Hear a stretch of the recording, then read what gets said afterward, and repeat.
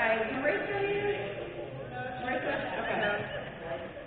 Did I miss anybody? That's all I have on the list. Okay. Thank y'all very much. Thank you,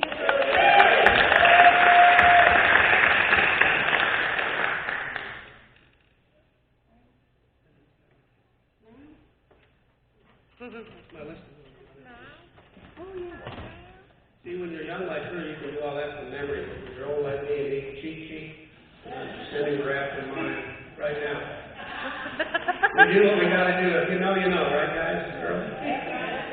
Thank you, Lily. You're so kind. 20's on my birthday. A year and a half no TV, really? I can't get up for that. I was just... Wow. That's awesome. So, I've heard that's a really good thing to do.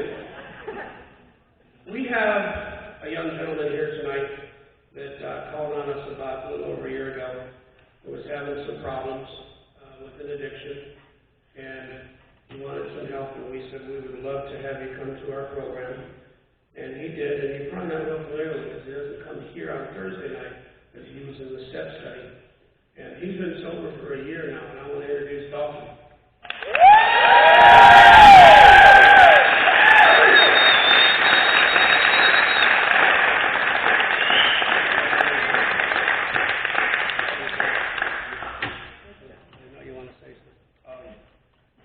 I'm Dalton, as you know. Celebrating a year free of alcohol addiction.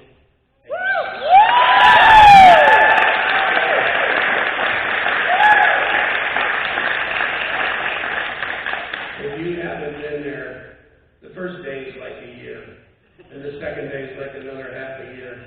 To make it a year, 365 days, that's doing something. I'm proud of you, brother. Next, we have a 2-year coin for Adam. I'll let him tell you about it.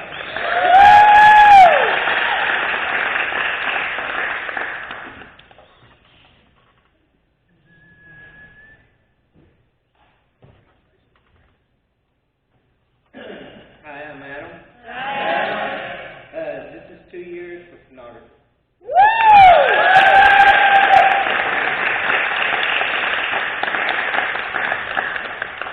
Now, we have a 4-year coin for Brother James.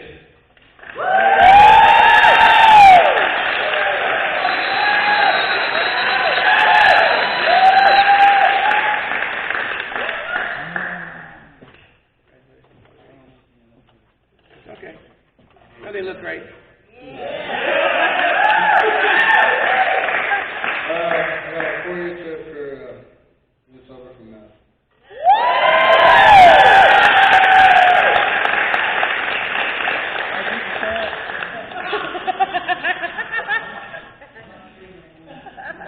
All right. So I told the group earlier I have a big announcement to make. He's pregnant. I'm pregnant. I kind of wish I was. That'd be easier to get rid of than, I could have the baby and lose it, but no. Back in January, Linda and I, and then Lily, we did some reviews of all our leaders, and we just wanted to find out how you're doing in the program. How do you feel about what you're doing? We gave some feedback on how we thought they were doing. We gave some feedback on things that we'd like to see them do, and it was really cool. There's an old saying: if you don't ask, if you don't ask, the answer is always no. You ever heard that before? And one of our leaders was bold enough to ask for a promotion, and it kind of took us aback, because that wasn't what the whole meeting was designed for, but okay, we'll go with it. And at the time, because it took us aback, we hadn't thought about it, talked it through.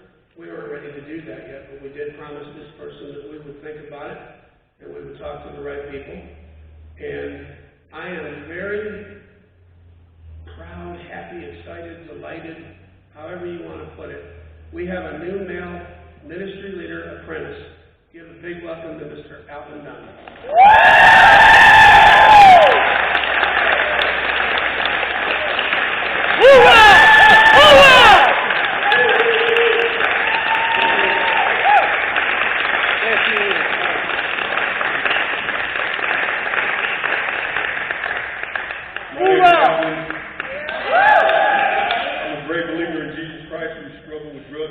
alcohol addictions, currently walking in freedom from those. Currently working on my PTSD, and also being a survivor in a house with 3 ladies and a dog.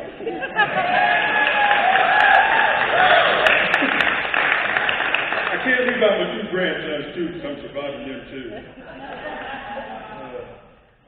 I'm extremely honored, because God took a mess that was once me and made me a message. Yes. He took the unusual and made it usable, so I'm happy to serve y'all in any way possible. Thank you.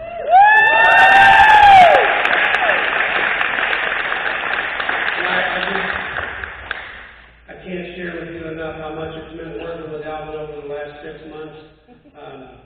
We wanted to see how he did with the unity in the community, which was an amazing event. It was had well spoken of at the summit. There was 60 people last year that went to the meeting, and this year there was 205, and Alvin and Paul were able to stand up and say, we're doing it! Because we had a great event. And then Alvin's 100% responsible for getting Jeff here 2 weeks ago, and that was a great event as well.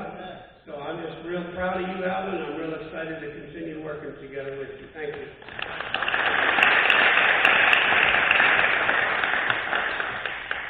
Okay, now it's the honor for me to introduce the lady that's going to give her testimony tonight. I've known her for a few years, and I'm proud to call myself her sponsor. I've seen her grow in a lot of areas of her life. We've cried together, we've laughed together, and she is my sister in Christ. So I want to welcome Tricia.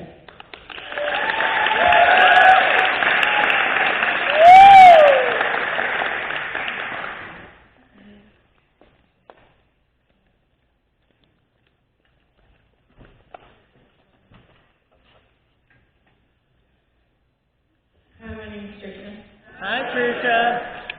I'm glad y'all put this on the stand. I'm a very grateful believer.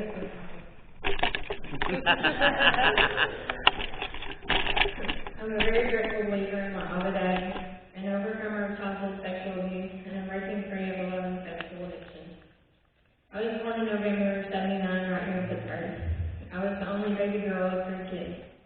When I was around 3, my dad was diagnosed with melanoma skin cancer from a mole cut off earlier but not tested.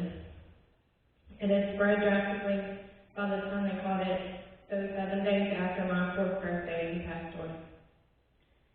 He fought a hard battle to try to stay alive for his kids, but never lost his faith during all of it. One of my favorite pictures of him is when he was laying in bed sick, with the Bible opened up on his chest.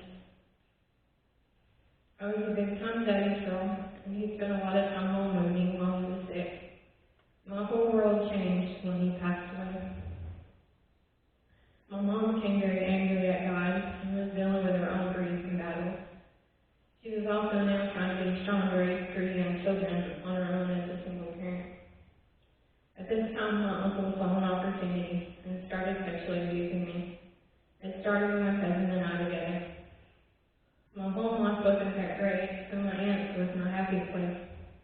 My aunt was an amazing, beautiful woman who loved God and loved on us girls. She came by my house a lot and would always leave these scripture cards on the mirrors and on tables. I think to try to help my mom remember God was there even when it didn't seem like He was. I know now it was God's hand in motion in my life, helping me see God as a young girl in a hurting place. She would lead us to her church anytime we wanted to go, and kept my cousin and I singing in church, which my dad had started. It became a mix of worlds for me at a very young age. My aunt pointing us to God and His love for us, and my uncle exposing us to a world of sex and love, every time ending it with I love you. This put the first thought from Satan in my head, that my body was my only worth and way to get love. And I've struggled with an emotional path with physical and relationships from then on. As I got older to keep me silent, I was told no one cared about me or would believe me. It was my fault, and I was to blame, and even ostracized. This mixed with feelings of abandonment from my dad's death, and Satan twisted another line in my head, that I was unwanted, ugly, and trash. I grew up always feeling like I was in the shadows, unseen, not enough. Darkness happened all around me, and I felt alone. I had some moments and places where I could find some peace and happy memories. The same abusers spread to my brothers that my uncle had abused and groomed and abused me for them to watch. Pictures and even videos were made, which he kept like trophies he would show us every once in a while. Around 6th grade, I realized that this was wrong and tried to stay away from my uncle.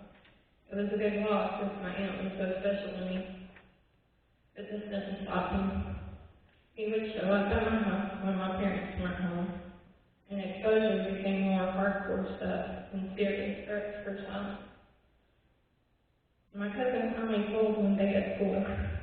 My mom picked me up that day, which was rare, so I knew something was wrong. She told me about my cousins and asked if it was true. I told her yes, and we rode home in silence. I felt such a weight was off me that day from the burden of the secret, but also took on a lot of guilt and shame. My mom did the best thing she could have ever done, and I truly believe it kept me from going down a much darker road than I did. She found a Christian counselor, and for 2 years drove me to see her, giving her time to sit while God used the counselor to start some recovery. I admire and appreciate so much the sacrifice she made. God used this as well to plant in my heart a heavy desire to be that to other hurting children like me, to be a safe place for her child to be real and honest and show them love that makes them feel like they truly matter. My mom had remarried when I was 5, and my stepdad was a hard, distant man. His words were hurtful and started a very poor self-image in my mind. I never liked what I saw in the mirror. Yet I believed if I used my body, I could keep someone there wanting me, even if it was for a short time. So I started the cycle of changing boyfriends and pushing the lines of physical intimacy at an early age. In junior high, the case against my uncle was being built, so family thoughts and rebellion were raging around me. I was scared and started blaming myself for all the turmoil in my family. I kept it on the side though, because I didn't want to be any more of a burden to anybody. At 13, I started going to church with one of my brothers. And one night, God spoke through all the chaos and lies. I remember holding on to pew so tightly as we stood for the invitation. I wanted to know God as my Savior, but I just knew I was too dirty and unlovable. There was no way this amazing God could ever accept me. The pastor's daughter leaned over and whispered simple words. God loves you, Trish. I went down with her and accepted God as my Savior, and felt such love wash over me that day. Storms were still raging around me, but I felt safe and loved. I quickly burned out though, and friends began to fade out, and I started feeling alone again. You see, I was still a scared little girl who didn't want to be alone and unwanted again. My brother struggled with alcohol, and that kept my mom busy, and my home life still great. There were fights, nailed down windows, nights of taking care of a drunken brother, and unsupervised parties scattered throughout my childhood. I fell back into my old habits and started living a double life, playing church when I needed to. I focused on school, taking advanced classes, and keeping high grades in hopes of being good enough for my parents to be proud of me, but always feeling like I was falling short. In high school, I pushed my limits further with men and started trying alcohol, always keeping it low key, just outside of trouble on anyone's radar. You're only as sick as your secret. God had his hands on me all the time though, protecting me from myself and putting some amazing Christian women to mentor me in my life. One of them led me to forgiveness of my uncle when I was around 17. She pointed out how God had forgiven me when I didn't deserve it either, so I should extend it to my uncle, who in God's eyes was no less deserving than me. I confess I didn't know how to get to that. She told me to pray for God to give me the forgiveness, and in time God would change my heart. God is so faithful to see our hearts, and he eventually rewarded my faith with not only forgiveness, but man